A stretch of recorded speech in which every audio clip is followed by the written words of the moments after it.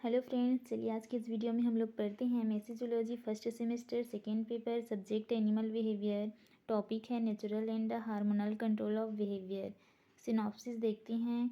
Introduction, natural control of behaviour, central nervous system in control of behaviour, prosencephalon, cerebrum, cerebrum cortex, cerebral lobe, thymus, hypothalamus, mesencephalon, rhombencephalon, peripheral nervous system in control of behavior, autonomous nervous system in control of behavior, hormonal control of behavior, conclusion reference। आगे देखते हैं introductions. व्यवहार सिर्फ बाह्य उद्दीपन के प्रति प्रतिक्रिया मात्र नहीं है, बल्कि वह एक आंतरिक कार्य की प्रतिक्रिया तथा केंद्रीय तंत्रिका तंत्र, हार्मोन्स एंड मसल सिस्टम द्वारा स्वतः स्पर्श स्पॉन्टेनस कंट्रोल होने वाली प्रतिक्रिया पर भी आधारित है। तो क्या है, व्यवहार सिर्फ बाहरी उद्दीपनों के प्रति प्रतिक्रिया नहीं होता है, बल्कि वो इंटरनल भी होता है।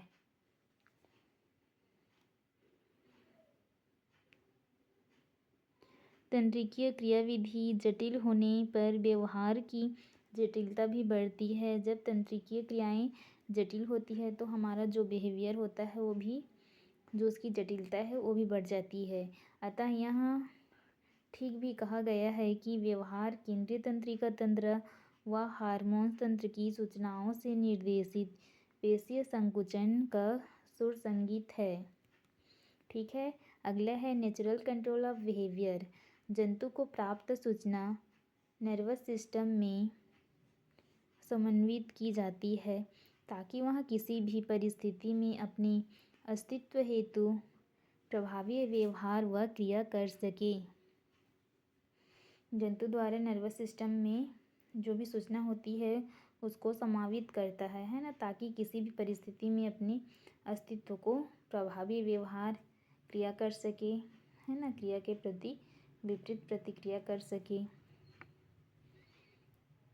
स्तनियों के तंत्रिकीय तंत्र में सेंट्रल मस्तिष्क व मेरुरज्जु परिधीय व स्वतः तंत्रिका व संवेदी अंग शामिल हैं।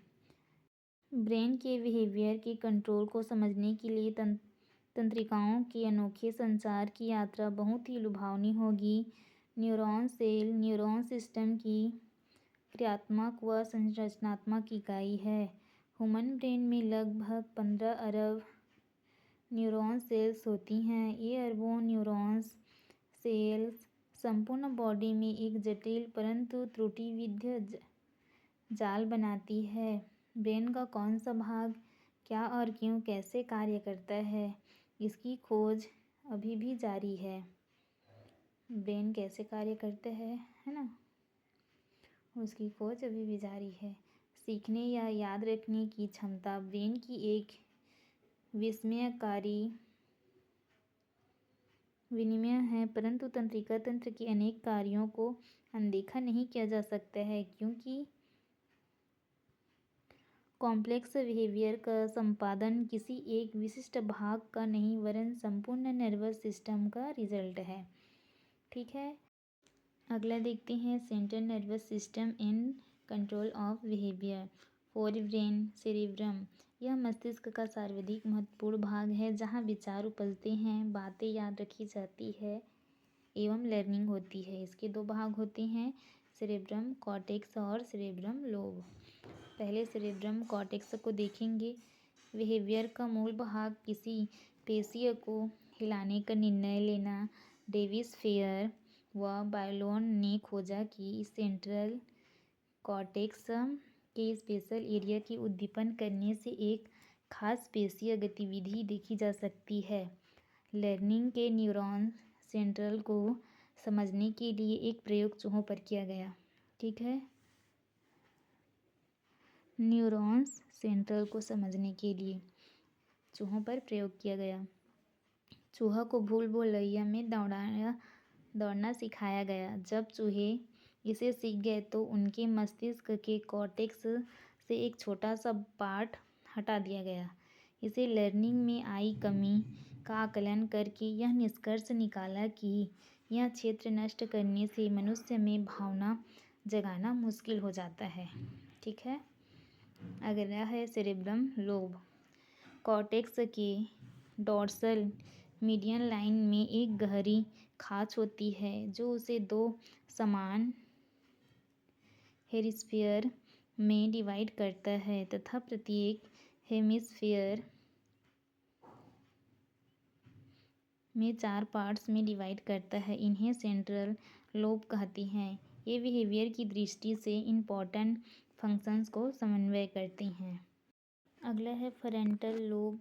ऐच्छिक प्रतिक्रियाओं के लिए कंकाल पेशियों को निर्देशित करता है। ऐसी प्रतिक्रियाएं जिसमें हमारी इच्छा से कार्य किया जाता है, जिसमें कंकाल पेशियों को निर्देशित करता है कार्य करने के लिए। अनैच्छिक तथा स्वतः न्यूरॉन सिस्टम का कंट्रोल करता है, जिसमें हमारी इच्छाएं नहीं होती है उस कार्य को भी कंट्रोल करता है नर्वस सिस्टम। अगला है पेरेंटियल लोब। सोमपेशिक क्षेत्र का ताप, शीतल, सर्दी, स्पर्श, प्रकाश तथा हाथ का अनुभव क्षेत्र, स्मृति, बुद्धिमत्ता और निर्णय करना। ऑक्सीपिटल लोब दृष्टि केंद्र, आकार, आवृत्ति, प्रकार, स्वरूप व रंग पहचानने के लिए उत्तरदायी होता है। टेम्पोरल लोब सुनने तथा इंद्रियों का बोध केंद्र, यह सुनने वाला एरिया होता है ना, सुनने में हेल्प करता है। स्वाद एवं गंध का बोध इस लोब में होता है। स्वाद और गंध का बोध भी इस लोब द्वारा होता है।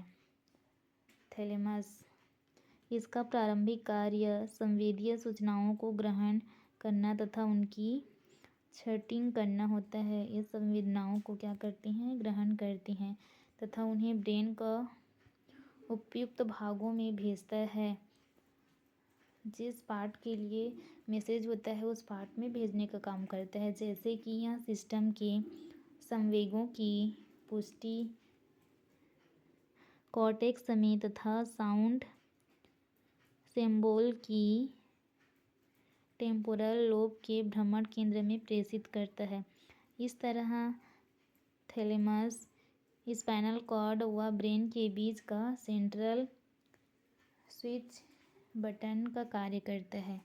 ठीक है, कोई भी मैसेज जिस पार्ट के लिए होता है उस पार्ट में भेजने का कार्य करता है, इसलिए इसको स्पाइनल कॉर्ड और सेंट्रल स्विच बटन का कार्य करता है।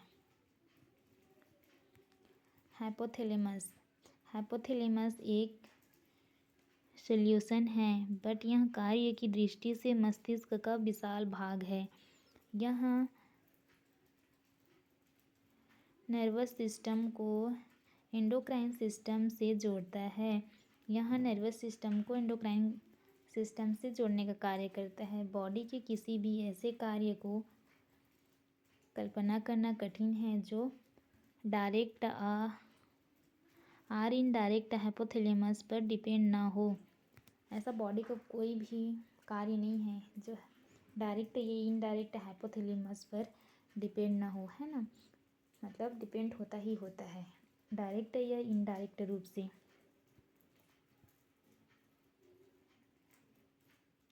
लाइफ के लिए आवश्यक अनेक कार्य हाइपोथैलेमस द्वारा होता है।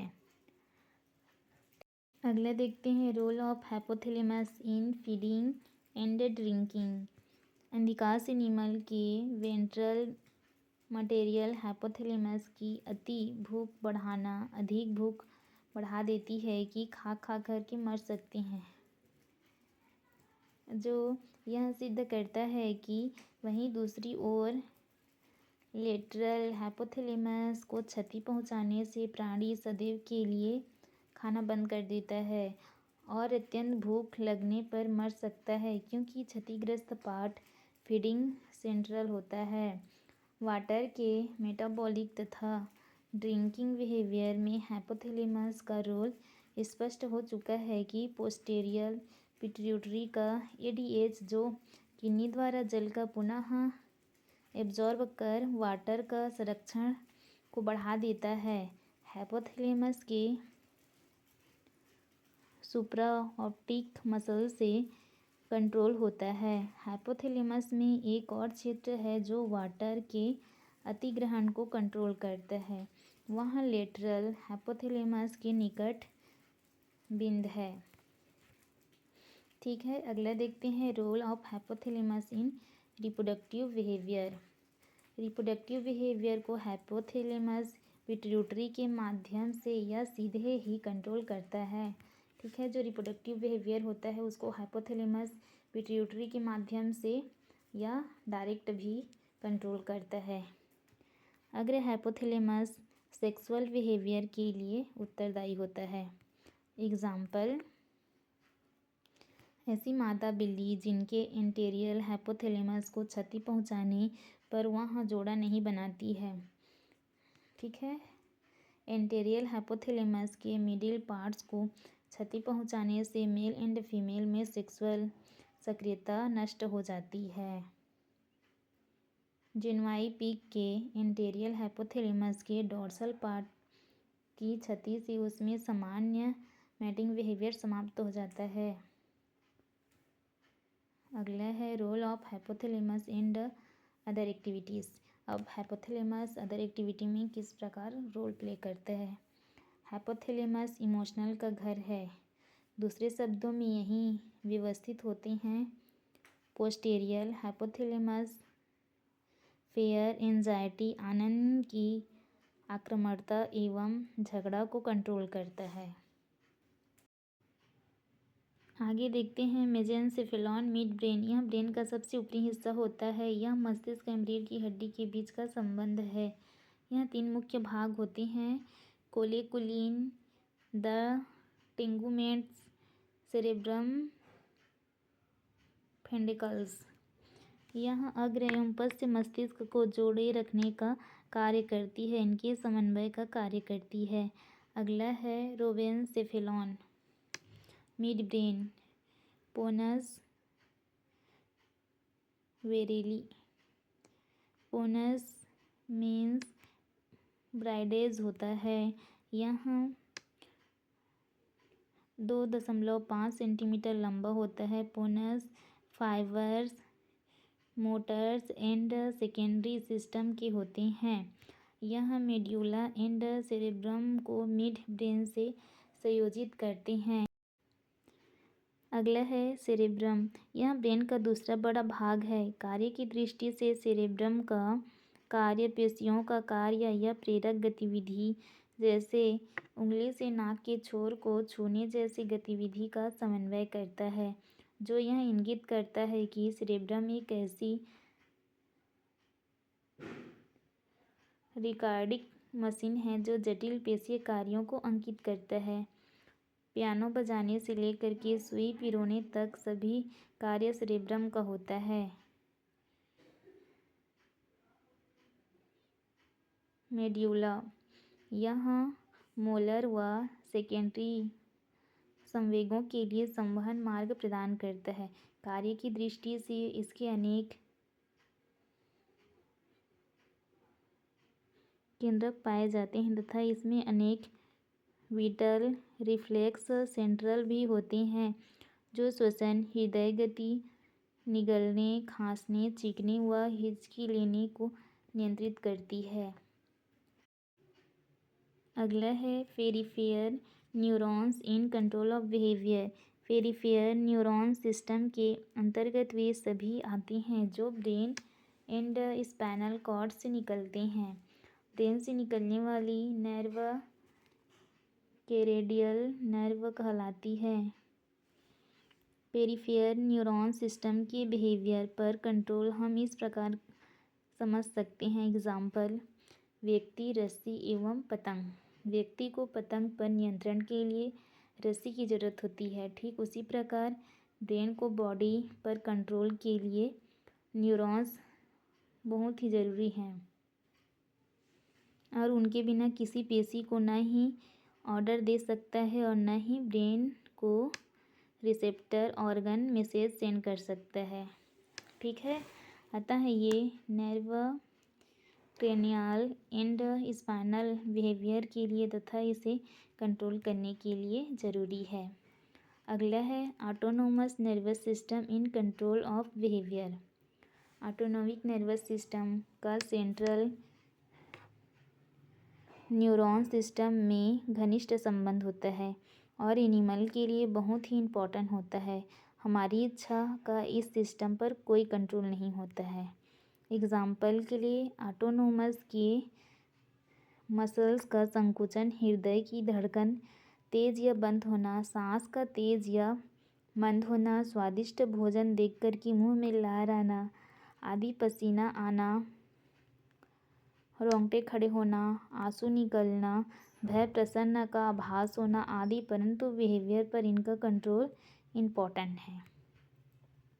जैसे किसी भी वस्तु से एकाएक भय से उत्पन्न व्यवहार, दुख व्यक्त करना, प्रसन्न मूड व्यवहार सभी ऑटोनोमस नर्वस सिस्टम से संबंधित है।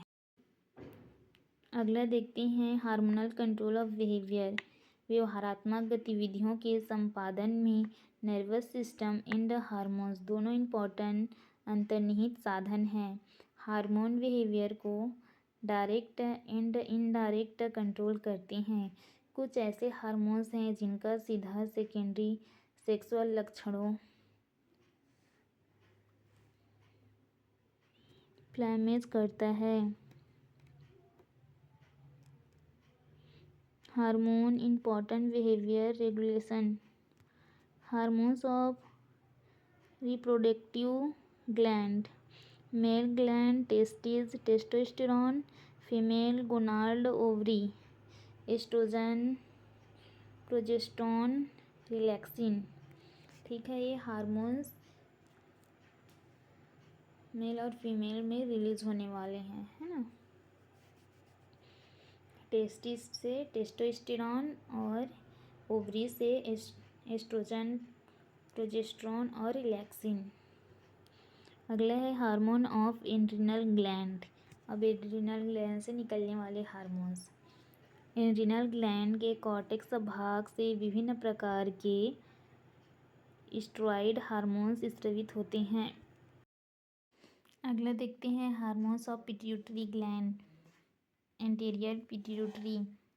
एंटीरियर पिट्यूटरी से निकलने वाले हार्मोन्स हैं ACTH, anterior cardiotropic hormones, TSH, thyroid stimulating hormones, GTH, gland tropic hormones, FSH, follicle stimulating hormones, luteinising hormones.